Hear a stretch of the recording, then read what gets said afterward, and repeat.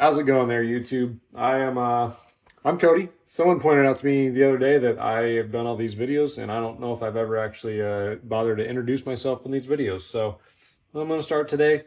And yeah, my name's Cody. This is a Trailer Trash Elite channel. Doing a little chain waxing, working on a race chain. But today I am not going to talk about chain waxing. I want to talk about basically, I've raced half Ironmans and I've raced a T100 series race, and I want to talk about my experience. I want to compare the two and kind of give my opinion on uh, what I think is better for an age group athlete, which one you should do if you have the chance, and kind of just go over my experiences with both series. So I'm gonna take a seat here while the chain or the wax gets warm, and go over this for a little bit. Yeah. All right, so let's get going. Got a little mic on me. I've been having a lot of weird audio issues in some of my videos, and it's driving me crazy. So maybe I can get this mic to work, and we'll get it figured out. But so first of all, yeah, I wanted to do this video and just talk about my experiences with the T100 series. I raced the T100 race in Las Vegas, which was technically the only T100 age group event that they held in the U.S. And then my experiences with racing 70.3. I've raced three 70.3s. Indian Wells, I've raced a bunch. That's kind of my race that I do, and I'm going to do here in a few days. So that's kind of my comparison. I can only compare with my experience. I haven't had your experience. I don't know all the things about it. So I just can only compare my experiences. So here we go. First of all, just what is, I think just starting off with what is the T100 series. I think everyone is pretty understanding of what Ironman 70.3 is and what that series is about. The T100 series is a new series.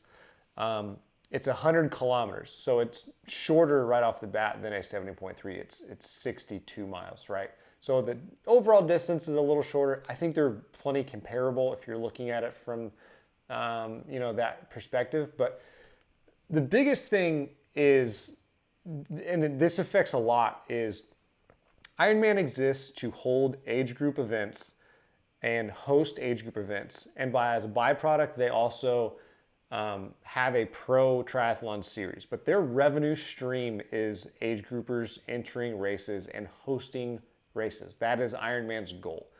T100 is doing that backwards. Their goal is to have a very well done professional triathlon series. Also, they happen to have age group events. They are not reliant on age group events to fund T100. They are out independently funded, supposedly have a very large pile of money for the next few years at least to run that series regardless of age group participation, essentially. So they're not reliant on age group events to host and make the event happen. They're going to do it regardless because they want to have a pro triathlon series. That plays a lot in some of the things that are going to make these series comparable that I think are worth considering. So just right off the bat, the race distance for a T100 is a 2,000 meter swim, which is essentially the same as a half Ironman swim. They're effectively the same distance. It's a 80K bike, which is 49 miles, and then an 18K run, which is 11 miles. Obviously, half Ironman, 1.2 mile swim, which is 1,930 meters. So the swims are about the same. 56 mile bike is 90K, and then a half marathon, 13.1. So the swims are the same distance, but the bike and the run are shorter for the T100. So that's the distance. That's the differences in the distances of the race. The biggest differences too is just in the courses. Because T100 is trying to make a professional triathlon series that they can bring to market, and they want to be able to televise and make it a marketable sport, their courses are normally smaller circuits, more laps. Ironman is a lot of out and backs, point to point races, things like that, where you're not doing a whole lot of loops. The event that I did in T100 in Vegas the bike course was a 12-mile loop. So I did 4 laps of that ish. It was around 12 miles, so 4 laps. And then the run course was 3 laps of a lap course. So That's maybe one of the biggest differences in just the courses. Now, obviously, the courses are all going to be different, but when you go to a T100 event, you're always going to expect to do smaller circuits and more laps because they're going to use some variation or some version of the pro course for the age group event. It's like for Vegas, it was a little bit different. They actually did make the age group of laps a little bit longer to make sure they could spread the field out and not totally smash you in there. I think the pro course was 6 laps and 4 laps, 6 for the bike, 4 for the run. So they made the age group more laps so you could still spread out the field a little bit and not have it so congested. But when you are running a smaller course with more laps, it's probably going to be a little bit more congested than a conventional Ironman event. Another thing, because they're laps and they're smaller circuits, it's for the spectator, from the spectator point of view. That's why they do it for the Pro Series, because you can spectate better. Also, you can televise it easier. Maybe I didn't explain that, but you can televise it a lot easier with stationary cameras when you have smaller circuits, as opposed to having these big long out and backs where you're relying on a couple, motos with cameras on the back. But my wife enjoyed being at the race in Vegas and being able to see me a lot more and come by a lot more because there's smaller circuits and more laps, as opposed to, I do Indian Wells.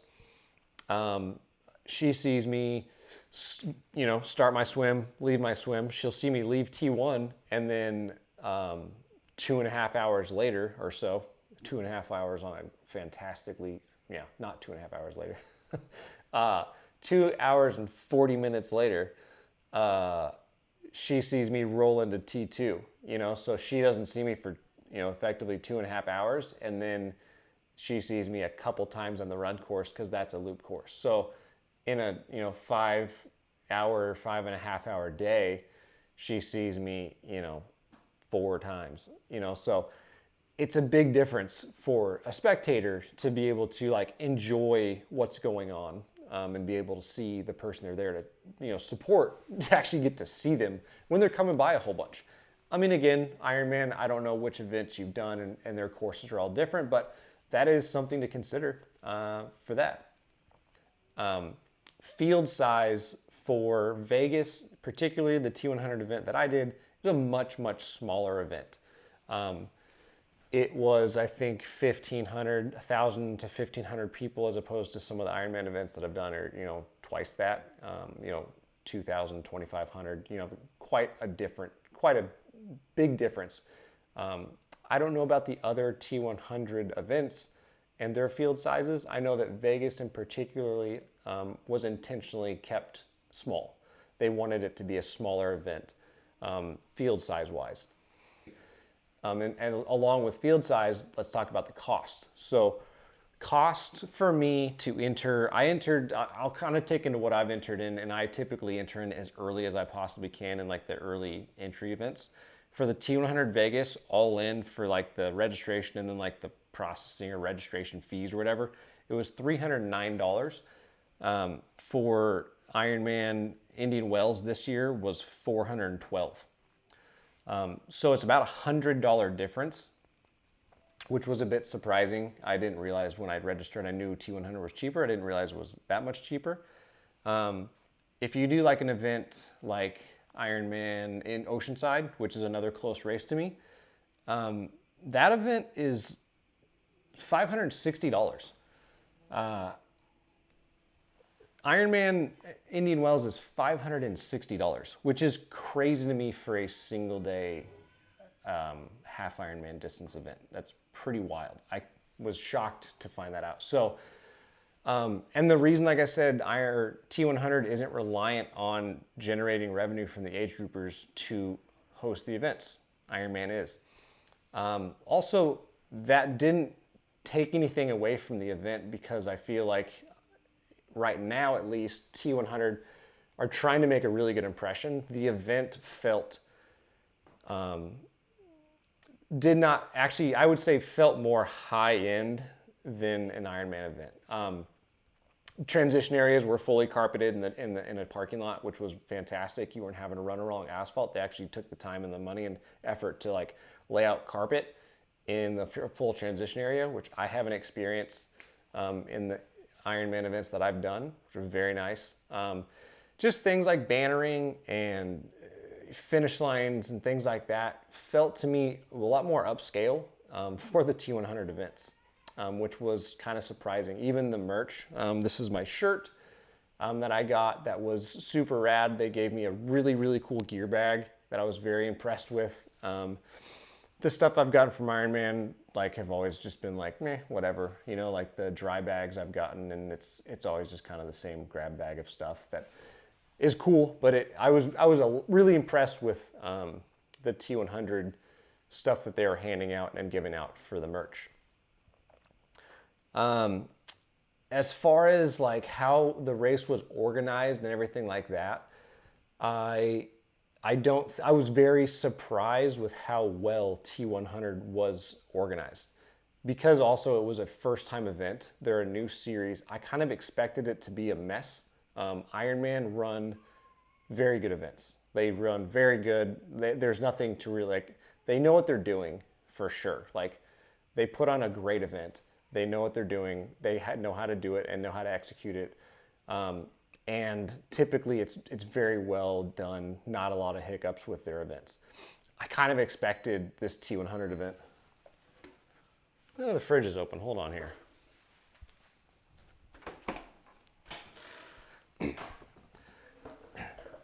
I kind of expected the T100 event to be a bit of a mess and just stuff not figured out, and it wasn't. Like, check-in was very smooth. Bike check-in, all this stuff was very smooth. And I realized part of it too was because they're this pro series, they actually have a traveling staff, a fairly large traveling staff that is going to all these events to help host the pro event, and then stay behind and do the age group event. So they're, as far as the location, yes, it was the first time that they've done that event in that location, but the people and the majority of the staff there, they weren't heavily reliant on volunteers. There was just a lot of actual staff from T100 that were the people there. So they had a good idea of what was going on. It was really, it was really well done. As far as the things, the downsides and the things that maybe I would steer me away, the biggest and most obvious thing with T100 is they just don't host a lot of races. Next year, there's talks of them doing 10 T100 races across the world. There's probably 10 Ironman events within like driving distance of where I live in California. So, I mean, like, realistically, there's 2 half Ironmans within an hour and a half, 2 hours of where I am. If I go a little bit further, it's like they're all over the place. Ironman events host a bajillion events. So the biggest detractor is just, can you make it to a T100 event versus there you can almost guarantee you can find an Ironman event close by you. But honestly, other than that, I don't think there is any good reason to not do a T100 event over an Ironman event. If you want to do it to say you've done a half Ironman and an Ironman branded event, that is a thing. That's great. They are great events. They don't do anything bad, I don't necessarily think. There's a reason they're around and they are as big of a brand as they are. But that being said, if you have the option to do a T100 event, if there's one close by you, I highly suggest you give it a shot. The race distance for me, I think is, like I said, my overall experience, next year, if I have the option, I might not be doing any bigger races next year, but if I have the option to do a bigger race next year, like a half Ironman or T100, I will be doing a T100 over a half Ironman event. I just really enjoyed the race distance. Like I said, the courses are always different, but I think the little bit slightly shorter distance it's a little bit more, I don't know, it's a fun distance. Like you can really, really race that distance really hard. There's been a lot of talk that it's closer to an Olympic distance. At a pro level, they say it's more like an Olympic distance than it is half Ironman. I'm not pro, but it's definitely, a little bit more intense, a little bit higher pace race where you can really, push it a little bit harder because it is, the difference between 70 miles and 62 miles total distance. So it's a little bit shorter. Vegas was an extremely hilly course. I finished it in like just a touch over 5 hours. I finished a very pancake flat half Ironman in 5:16. So it's really, you really can't compare because the elevation changes on the courses couldn't be more opposite. But just to give you an idea, like being a shorter course doesn't necessarily mean you're just going to blow through it. It's going to be, a 3-hour day or something or whatever it is, unless your name's, Martin Van Riel. But with all that being said, like I said, I would lean towards a T100 if you have the option. If you don't, then you don't have the option. But hopefully this video has been somewhat informative. I think nap time's going well. And yeah, that's about it. I need to get this chain waxed and get ready for Ironman Indian Wells, my half Ironman here in a few days. And we're going to get going. It's been a long season. Thank you for watching this video. Hopefully it's been useful to you guys, and we'll catch you next time.